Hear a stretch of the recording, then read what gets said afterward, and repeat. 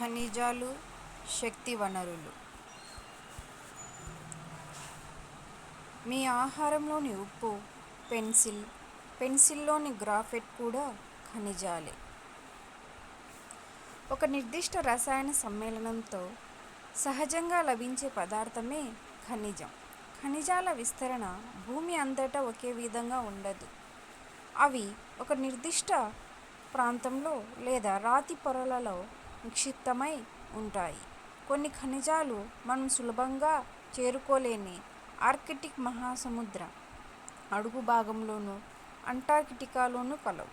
వివిధ రకాల పరిస్థితుల వలన ఖనిజాలు వివిధ రకాలైన భౌగోళిక వాతావరణంలో ఏర్పడతాయి. అవి మానవ జోక్యం లేకుండా సహజ ప్రక్రియల ద్వారా ఏర్పడతాయి. రసాయనిక ధర్మమైన ద్రావణీయత, భౌతిక ధర్మాలైన రంగు, సాంద్రత, కాఠిన్యతల ఆధారంగా వీటిని గుర్తించవచ్చు.